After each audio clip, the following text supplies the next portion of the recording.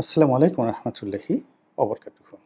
সম্মানিত দর্শক, আমাদের দেশে যে জুলাই মাস, এটির নাম হয়ে গেছে রক্তাক্ত জুলাই। আবার একইভাবে আগস্ট মাস, এটা ঘটনা, দুর্ঘটনা এবং শোকের মাস হিসেবে বাংলাদেশে বলতে গেলে এটা প্রতিষ্ঠিত হয়ে গেছে।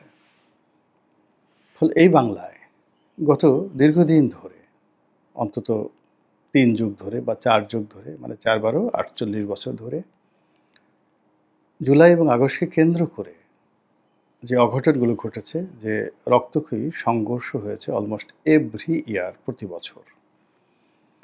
এবং এই সময়টিতে কখনো প্রকৃতি বিরূপ হয়ে যায়, কখনো রাজনীতি বিরূপ হয়ে যায়, কখনো দেশি বিদেশি চক্র বাংলাদেশের বিরুদ্ধে, যাকে বলা হয় সর্বোচ্চ শক্তি দিয়ে তারা মাঠে নেমে পড়ে। আমাদের দেশের মধ্যেও যারা অবিবেচক শ্রেণী রয়েছেন, যারা বিভিন্ন বিদেশের এজেন্ট হয়ে কাজ করেন, তারাও এই সময়টিতে নানা রকম অঘটন ঘটানোর জন্য ওত পেতে বসে থাকে। এটা একটা সার্কেল, প্রকৃতির সার্কেল। সকালে সূর্য ওঠে পূর্ব দিকে, আর সেই সন্ধ্যা বেলায় পশ্চিম দিকে অস্ত যায়। এটা যেমন ধ্রুব সত্য, ঠিক তদ্রূপ বাংলাদেশের রাজনীতিতে, অর্থনীতিতে, জনজীবনে জুলাই এবং আগস্ট, এই সময়টি নানা রকম উৎকণ্ঠার সময়। এই সময়টি নানা রকম অঘটনের সময়, এবং এই সময়কে কেন্দ্র করে যা কিছু শুনি এবং যা কিছু ঘটে, এগুলো প্রায় সবার হৃদয়ে এক ধরনের আতঙ্ক তৈরি করে ফেলে। আপনারা সবাই জানেন যে গত বছর, অর্থাৎ ২০২৪ সালের এই জুলাই মাসটি কতটা রক্তাক্ত ছিল। যে সকল ভিডিও এখন ঘুরে বেড়াচ্ছে, সেই হেলিকপ্টার থেকে বিভিন্ন বাহিনীর গুলিবর্ষণ, আন্দোলনকারীদের উপর সরাসরি গুলিবর্ষণ, অসংখ্য লাশ গুম করা, অসংখ্য লাশ প্রকাশ্যে পুড়িয়ে ফেলা, এবং শিশু হত্যা থেকে শুরু করে নারী হত্যা, এবং সাধারণ আমজনতা যেভাবে রাষ্ট্রীয় দমন পীড়নের ফলে ক্ষতিগ্রস্ত হয়েছেন, এই ক্ষতি আমরা অতীতে কখনো দেখিনি। ফলে এই জুলাই মাস যখন এলো, তখন আমাদের সঙ্গে একই সঙ্গে দুটো বিষয় সামনে চলে এলো। গত বছরের বিয়োগাত্মক ঘটনা, এবং এই বছর যে কোনো কারণে হোক, পরিবর্তিত পরিস্থিতিতে আমরা যারা আছি তারা বা সরকার, আমাদের জনগণের চাহিদা মেটানো, তাদেরকে সন্তুষ্ট করা, এটা তারা পারেনি। আর দ্বিতীয়ত, যারা পরাজিত হয়েছে তাদেরকে প্রতিরোধ করা, তাদেরকে প্রতিহত করা, তাদের বিরুদ্ধে ভয় জাগায় নিয়ে কোনো কর্মকাণ্ড করা, এটাও তারা পারেনি, সম্পূর্ণরূপে ব্যর্থ হয়েছে। তারা মামলা করেছে, মোকদ্দমা করেছে, জুলুম করেছে, অত্যাচার করেছে, কিন্তু এগুলোতে আসলে কোনো কাজ হয় না। কেউ যদি পরাজিত হয়, নৈতিকভাবে তাকে পরাজিত করতে হয়। শেখ হাসিনা জমানাতে যে কর্মকাণ্ডগুলো হয়েছে, যদি জীবনের সব ক্ষেত্রে, সমাজের সব ক্ষেত্রে, রাষ্ট্রের সব ক্ষেত্রে যে নৈতিক মানগুলো রয়েছে, সেই মানগুলো শেখ হাসিনার জমানাতে যা ছিল তার চেয়ে আমরা অতিক্রম করতে পারতাম সফলতা দ্বারা, সার্থকতা দ্বারা, জনগণের প্রশংসা দ্বারা, জনগণের স্বীকৃতি দ্বারা। তাহলে এই প্রশ্নই আসতো না যে স্বৈরাচার, ফ্যাসিবাদ, আওয়ামী লীগ, শেখ হাসিনা আসবে, ওটা ভালো ছিল, এটা মন্দ ছিল। ইট মিনস আমরা তাদেরকে পরাজিত করতে পারিনি। আমরা তাদেরকে তাড়িয়েছি, তাদের সম্পদ হরণ করেছি, তাদেরকে জেলে পুরেছি, মামলা দিয়েছি, মোকদ্দমা দিয়েছি। এটা তো শেখ হাসিনাও করেছেন। তিনি কি বিএনপি এবং জামাতের সঙ্গে যে আচরণ করেছেন, বিএনপি এবং জামাতকে যে পরিমাণ ক্ষতিগ্রস্ত করেছেন, তার কিয়দাংশ তো আমরা এখন পর্যন্ত আওয়ামী লীগের বিরুদ্ধে করতে পারিনি। আওয়ামী লীগের যারা গ্র্যান্ড লিডার, যাদের টাকা আছে, কড়ি আছে, ক্ষমতা আছে, পদ আছে, পদবি আছে, তারা নিরাপদে, নিশ্চিন্তে, নির্ভাবনায় পরিবার পরিজন নিয়ে তারা চলে গেছেন। এবং তারা এখন এত উচ্চস্বরে কথা বলছেন, তাদের কথাবার্তা শুনলে ডক্টর মোহাম্মদ ইউনূসের কলিজা কেঁপে উঠবে। বিদেশে বসে, কেউ লন্ডনে বসে, কেউ দিল্লিতে বসে, কেউ আমেরিকাতে বসে, কেউ সিঙ্গাপুরে বসে, তারা হুমকি দিচ্ছেন, ধামকি দিচ্ছেন। আর তাদের যে সকল লোক বাংলাদেশে পালিয়ে রয়েছেন তারা তো বটেই, তার সঙ্গে সঙ্গে জেলখানাতে যারা অবরুদ্ধ রয়েছেন, বন্দী রয়েছেন, তাদের মধ্যে এক ধরনের হাসি লক্ষ্য করা যাচ্ছে। ভীষণ রকম উৎফুল্লতা তাদের মধ্যে লক্ষ্য করা যাচ্ছে। এবং সরকার বা জনগণ, আমরা যারা সাধারণ রয়েছি, আমরা নিজেরা ভয় পাচ্ছি। আওয়ামী লীগকে না ভয় পাচ্ছি, কিন্তু আওয়ামী লীগকে আমরা কেউ ভয় দেখাতে পারছি না। চেষ্টা করেছি, কিন্তু সামর্থ্য আমাদের হয়নি। এখন সেই অবস্থায় আওয়ামী লীগকে নিয়ে প্রায় প্রতিদিনই কথা হচ্ছে। অদ্ভুত এবং আজব সব কথাবার্তা। দিল্লিতে সর্বদলীয় বৈঠক হবে নরেন্দ্র মোদী সরকার। তো সেটার ফলাফল কী? আওয়ামী লীগের বিপক্ষের লোকজন বলে যে এইটা একটা ডাহা মিথ্যা কথা। ওখানে শেখ হাসিনাকে নিয়ে কোনো আলোচনা হয়নি। আর এক পক্ষ বলার চেষ্টা করছে আলোচনা হয়েছে। সিরিয়াসলি এটা ঐক্যমত্য হয়েছে। তারা শেখ হাসিনাকে গ্রেপ্তার করে তারা ডক্টর মোহাম্মদ ইউনূসের হাতে শেখ হাসিনাকে সমর্পণ করবেন এবং বাংলার জমিনে শেখ হাসিনার একটা দৃষ্টান্তমূলক শাস্তি হবে। এটা হলো সর্বোচ্চ আলোচনা আওয়ামী লীগের বিরুদ্ধে। ওদিকে আওয়ামী লীগের যারা পক্ষের যারা লোকজন তাদের বক্তব্য হলো যে হ্যাঁ, সেখানে সর্বদলীয় বৈঠক যেটা হয়েছিল সেটা পার্লামেন্টের একটা শিডিউল বৈঠক এবং সেখানে শেখ হাসিনাকে নিয়ে কোনো আলোচনা হয়নি। কিন্তু সেই বৈঠকের পরের দিন নরেন্দ্র মোদীর সঙ্গে ৩ বাহিনী প্রধান দেখা করেছেন। তাদের security adviser mister Ajit Doval দেখা করেছেন এবং সেখানে শেখ হাসিনার ব্যাপারে যে সিদ্ধান্ত হয়েছে, যেগুলো আমি এই মানে যাকে বলে ভিডিও বার্তায় বলতে পারছি না, পিলিয়ে কাঁপানো কথাবার্তা, যারা দেশের বাইরে থাকেন বা যারা বিভিন্ন গোপন আইডি থেকে ভিডিও করেন তাদের জন্য এই কথাগুলো বলা সম্ভব, কিন্তু আমার পক্ষে এই কথাগুলো বলা সম্ভব না। কিন্তু যেটা আকার ইঙ্গিতে ফুটিয়ে তুলতে চাই বা যেটি বলতে চাই সেটি হলো, সবাই ভয় দেখাচ্ছে যে আপা আবার আসবেন, আবার হুট করে ঢুকে পড়বেন, আওয়ামী লীগ আবার ক্ষমতায় ফিরে পাবেন এবং সেক্ষেত্রে আওয়ামী লীগ যদি ক্ষমতা ফিরে পায় তাহলে কী কী অনার সৃষ্টি ঘটতে পারে, সেই ব্যাপারে অনেকে ভয় দেখাচ্ছেন। অনেকে বলার চেষ্টা করছেন এইবার আর আওয়ামী লীগ আসলে রক্ষা নাই। সব তালিকা তারা করে রেখেছে। তাদের কার কার বিরুদ্ধে মামলা দেওয়া হয়েছে, কার গায়ে কটা ডিম মারা হয়েছে, কিভাবে তাদের ব্যবসা প্রতিষ্ঠানগুলো লুটপাট চালানো হয়েছে, কিভাবে ব্যবসা প্রতিষ্ঠান বন্ধ করে দেওয়া হয়েছে, এগুলো কড়ায় গণ্ডায় আদায় করা হবে। শুধু টিট ফর ট্যাট নয়, কেউ যদি একটা দাঁত ভেঙে থাকে তার ৩২টা দাঁত ফেলে দেওয়া হবে। কেউ যদি একটা চর দিয়ে থাকে তাকে রীতিমতো মাটিতে পুঁতে সে আদিম যুগের মতো পাথর মারা হবে, যেন আগামী দিনে কেউ এই কাজ করতে সাহস না পায়।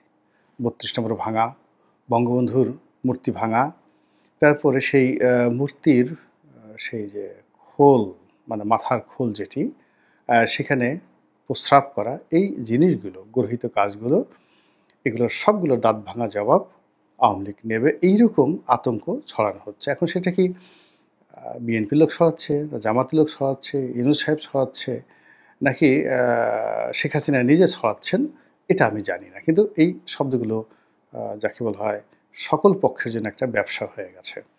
ব্যবসা মানে কি, শেখ হাসিনা যদি এই ভয়টা ডক্টর মোহাম্মদ ইউনূসকে দেখাতে পারেন, জনগণকে দেখাতে পারেন, তাহলে তার নেতাকর্মীদের উপর যে অত্যাচার, জুলুম বা গোপালগঞ্জে যে ধরনের ঘটনা ঘটছে, এই ঘটনাগুলো ঘটবে না। ফলে যে কোনো মূল্যে তাকে যদি সারভাইভ করতে হয়, অর্থাৎ তার যদি 35% যদি ভোটারকে আপনি রক্ষা করতে চান, তাহলে বোঝার চেষ্টা করুন যে 18 কোটি মানুষের 35% কত কোটি মানুষ হয়। এই মানুষের জিম্মা তো শেখ হাসিনাকে নিতে হচ্ছে। তো এই মানুষকে রক্ষা করার জন্য মিথ্যা কথা বলা দরকার, অহমিকা করা দরকার, গালাগাল করা দরকার, রাজনীতি করা দরকার, পাকনামা করা দরকার, যা কিছু দরকার আওয়ামী লীগের প্রত্যেকটা লোক করবে, এটাই তো স্বাভাবিক। এবং সেটা দেখে আমরা ভয় পাবো কি পাবো না, এটা যেমন আমাদের বিষয়। তো সেক্ষেত্রে আমরা যদি ভয় পেয়ে যাই তাও একটা বৈশিষ্ট্য আছে, ভয় না পেলেও আরেকটা সমস্যা আছে। এনিওয়ে, এটা না নিয়ে আমরা দ্বিতীয় ফেজে চলে আসি। দ্বিতীয় ফেজ হলো যে সরকার এই আওয়ামী ভীতিটাকে কাজে লাগাতে চাইবে। সঙ্গত কারণই হলো যখনই এই আওয়ামী জুজুর ভয় দেখানো হবে, অমনি রাজনৈতিক দলগুলো সব এক প্ল্যাটফর্মে চলে আসবে এবং ডক্টর মোহাম্মদ ইউনূসের হাতে হাত মিলিয়ে তারা একটা ঐক্যবদ্ধ যাকে বলা হয় সরকার ব্যবস্থা চালু করার চেষ্টা করবে। এর কারণ হলো মোরাললেস শেখ হাসিনার দ্বারা, আওয়ামী লীগের দ্বারা এখন যারা বিরোধী রাজনৈতিক পক্ষ রয়েছে তারা সবাই কম বেশি আহত হয়েছেন, নিহত হয়েছেন, তাদের মধ্যে অনেকেই, এবং অপমানিত, লাঞ্ছিত হওয়ার পর প্রায় সকলের ব্যাকবোন শির দ্বারা ভেঙে দেওয়া হয়েছে। ফলে এখন এই মুহূর্তে গত 11 মাস ধরে রাজনৈতিক দলগুলো যে বিবাদ করছে, তারা যে সিদ্ধান্ত নিতে পারছে না, তারা যে ঐক্যমত্যে পৌঁছাতে পারছে না, এর মূল কারণটা হলো তাদের সেই আত্মবিশ্বাসের জায়গা, চিন্তা করার ক্ষমতা এবং তাদের রুখে দাঁড়ানোর যে ক্ষমতা, যেটা প্রকৃতিগতভাবে আল্লাহ তাদেরকে দিয়েছেন, এই জিনিসগুলো মানবিক অত্যাচারে, মানবিক নয় ঠিক মানুষের অত্যাচারে, আওয়ামী সরকারের অত্যাচারে এই পুরো জিনিসটি তছনছ হয়ে গেছে। ফলে যখনই শেখ হাসিনার নাম আসে, আওয়ামী লীগের নাম আসে, এক ধরনের আতঙ্ক চারিদিকে ছড়িয়ে পড়ে এবং তারাই বলার চেষ্টা করছে যে আওয়ামী লীগ যদি আসে ক্ষমতাতে, তাহলে সেখানে কয়েক কোটি লোক তারা হত্যা করবে এবং এটা আওয়ামী বিরোধী শক্তি একটা রাজনৈতিক কৌশল হতে পারে মূলত নিজেদের মধ্যে ঐক্য রাখার জন্য এবং ঠিক সেম কাজটা কিন্তু আওয়ামী লীগও করেছিল। তারা বারবার ভয় দেখাতো নিজেদের নেতাকর্মীদের যে এই দিন নয়, আরও দিন আছে। আমরা সারা জীবন ক্ষমতায় থাকবো না, ক্ষমতা ছেড়ে আমাদের চলে যেতে হবে। আর আমরা যদি ক্ষমতা থেকে চলে যাই, বিএনপি যদি ক্ষমতায় আসে, আমার ১০ লাখ লোক, আমাদের ১০ লাখ লোককে মেরে ফেলবে। কাজেই এই মৃত্যু ঝুঁকি থেকে বাঁচতে হলে ছাত্রলীগ করো, যুবলীগ করো, আওয়ামী লীগ করো এবং সর্বশক্তি দিয়ে সরকারকে সহযোগিতা করো এবং শেখ হাসিনার হাতকে শক্তিশালী করো। এটা ছিল মোটিভ। তো ঠিক সেই মোটিভটা যদি ডক্টর মোহাম্মদ ইউনূসের সরকার করে থাকে, তাহলে এখানে তো আমি অন্যায় কিছু দেখছি না। থার্ডলি হলো যে এখানে রাজনৈতিক যে দলগুলো রয়েছে, বিশেষ করে বিএনপি এবং জামাত। বিএনপি এবং জামাত এই দুটো রাজনৈতিক দলের মধ্যে ভীষণ বিশৃঙ্খলা তৈরি হয়েছে। একে অপরের বিরুদ্ধে তারা বিষোদ্গার করছে এবং যা মুখে আসে তাই তারা বলছে। কিন্তু এটা কি শেষ বা এটি কি শেষ পরিণতি? এর কারণ হলো যে এখন আওয়ামী লীগ নেই, কিন্তু যদি আওয়ামী লীগ এসে যায় তাহলে সেক্ষেত্রে যাতে জামাত এবং বিএনপির মধ্যে একটা ঐক্য হয়, আবার তারা ঘুরে দাঁড়াতে পারে, এজন্য দুই দলেরই যারা শীর্ষ নেতা রয়েছেন, তারা এই আওয়ামী লীগের যে জুজুর ভয়, এই জুজুর ভয় প্রতিপক্ষকে দেখাচ্ছেন, নিজেদের নেতাকর্মীদের দেখাচ্ছেন যে তোমরা হানাহানি করো না, মারামারি করো না, কাটাকাটি করো না। তো এই অবস্থাতেই কিন্তু রাজনীতি এগিয়ে চলছে, কূটনীতি এগিয়ে চলছে, সময় পেরিয়ে যাচ্ছে আর আমাদের যে দৈনন্দিন জীবন প্রতিদিন সমস্যা সংকুল হয়ে পড়েছে। এরই মধ্যে নরেন্দ্র মোদীকে নিয়ে, ডোনাল্ড ট্রাম্পকে নিয়ে, পাকিস্তানের আসিফ মনির বা শাহবাজ খানকে নিয়ে, এরদোয়ানকে নিয়ে, চীনের প্রেসিডেন্টকে নিয়ে, রাশিয়ার ভ্লাদিমির পুতিনকে নিয়ে আমাদের দেশে যে সকল আলাপ আলোচনা হচ্ছে, যে তাতে মনে হচ্ছে যে ওই সকল দেশের লোকজনের কোনো কাজ নেই, কর্ম নেই। তারা সারাক্ষণ শুধু বাংলাদেশ নিয়ে ভাবে, কবে শেখ হাসিনা ক্ষমতায় বসবে, অথবা শেখ হাসিনা যেন কোনো অবস্থায় বাংলাদেশের দিকে তাকাতে না পারে। পক্ষ এবং বিপক্ষের লোক, তারা বোধহয় তাদের দৈনন্দিন যত কাজকর্ম আছে সব কিছু বাদ দিয়ে কেবল এই কাজই করে। এটি ইদানিংকালে আমাদের এই সমাজে ব্যাপকভাবে আলোচিত হচ্ছে। আর সবচেয়ে বড় ব্যাপার হলো মানুষের যে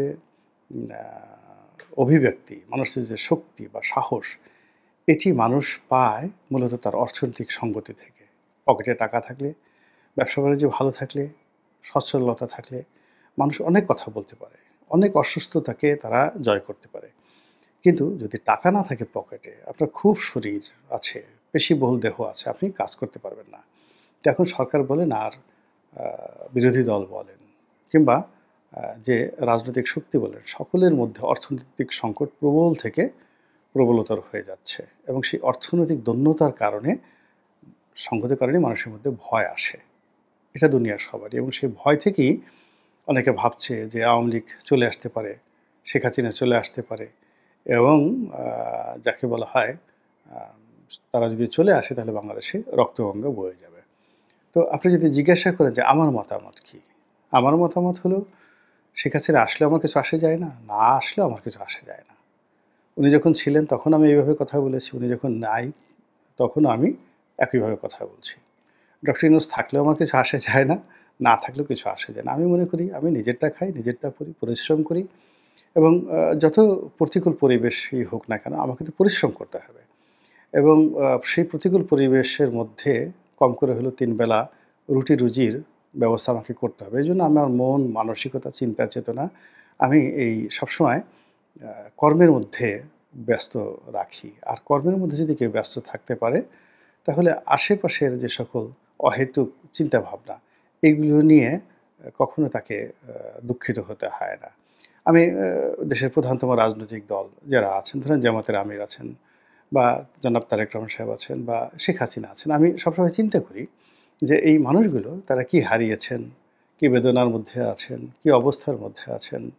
তো আমি আমার এই ছোট্ট একজন মানুষ স্বাধীন দেশে আমি বা আমার মতন অনেকে বা ধরুন আমাদের খেটে খাওয়া একজন মানুষ এই স্বাধীন দেশে, তার একটা ছোট পরিচয় আছে, জমি আছে, জমি না থাকুক একটা থাকার জায়গা আছে, ঘরে একটা বউ আছে এবং এই বাংলার মাটিতে তারা নিঃশ্বাস-প্রশ্বাস নিতে পারছে। এটা অনেক বড় পাওনা বিদেশে পালিয়ে থাকার চেয়ে, বিদেশে গিয়ে আরাম-আয়েশে কাটানোর চেয়ে। তো সেই দিক থেকে আমি নিজেকে সৌভাগ্যবান মনে করি যে আমার এই দেশে আ কে আসলো, কে না গেল, কে কী করলো না করলো, ওগুলো নিয়ে চিন্তা ভাবনার দরকার নেই।